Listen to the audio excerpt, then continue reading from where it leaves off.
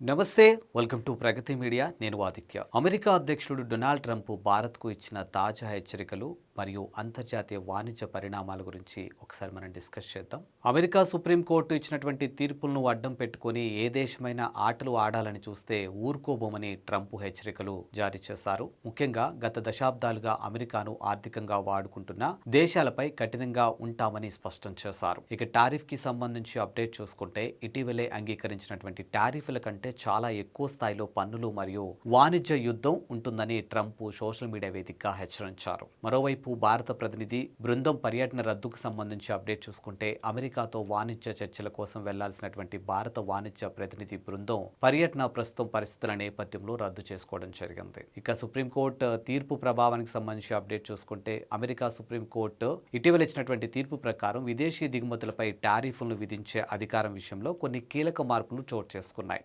దీనిని భారత్ తనకు అనుకూలంగా వాడుకోవాలని చూస్తుందని ట్రంప్ భావిస్తున్నారు. వ్యాపార లోటుకు సంబంధించి అప్డేట్ చూసుకుంటే అమెరికాకు ఉన్న భారీ వాణిజ్య లోటును తగ్గించుకోవడానికే ట్రంప్ ప్రయత్నిస్తున్నారని, ముఖ్యంగా చైనా, భారత్ వంటి దేశాల నుంచి వస్తున్నటువంటి ఎగుమతులపై పన్నులు పెంచడం ద్వారా ఈ లోటును పూడ్చాలనుకుంటున్నారు అనే అంశం కూడా కనిపిస్తుంది. ఇక రష్యా ఆయిల్ అంశానికి సంబంధించి అప్డేట్ చూసుకుంటే రష్యా నుంచి భారత్ మరియు చైనా కొనుగోలు చేస్తున్నటువంటి చమురు అంశం కూడా అమెరికాకు ఆగ్రహం కలిగిస్తుంది. ఇక రష్యా మొత్తం చమురు ఎగుమతుల్లో చైనా 47%, భారత్ 38% వాటా కలిగి ఉందని సోషల్ మీడియాలో వినిపిస్తుంది. ఫిబ్రవరి 20, 2026న అమెరికా సుప్రీంకోర్టు 6/3 మెజారిటీతో ట్రంప్ గతంలో విధించినటువంటి భారీ టారిఫ్ను చట్టవిరుద్ధమని తీర్పిచ్చింది. 1977 నాటి అంతర్జాతీయ అత్యవసర ఆర్థిక అధికారాల చట్టంను ఉపయోగించి అధ్యక్షుడు సొంతంగా ఇలాంటి పన్నులు విధించలేరని, ఆ అధికారం కేవలం కాంగ్రెస్, అమెరికా పార్లమెంటుకు మాత్రమే ఉందని కోర్టు పేర్కొంది. 122 అస్రం సుప్రీంకోర్టు తీర్పును ట్రంప్ హాస్యాస్పదమని కొట్టిపారేశారు.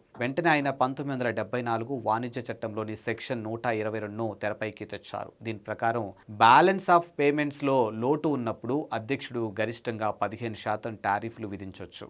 మొదట 10% ప్రకటించిన ట్రంప్ ఆ తర్వాత దాన్ని 15% పెంచారు. ఇది 150 రోజుల పాటు అమల్లో ఉంటుంది. ఇక దీని ఇంపాక్ట్ అనేది భారత్ పై ఏ విధంగా ఉంటుంది అనే అంశం చూసుకుంటే అమెరికాలో రాబోయే మిడ్ టర్మ్ ఎన్నికలు మరియు ట్రంప్ పాపులారిటీ రేటింగ్స్ 40% కంటే తక్కువ. ఆయన నిర్ణయాలపై ఎలాంటి ప్రభావం చూపుతాయో చూడాల్సిందే.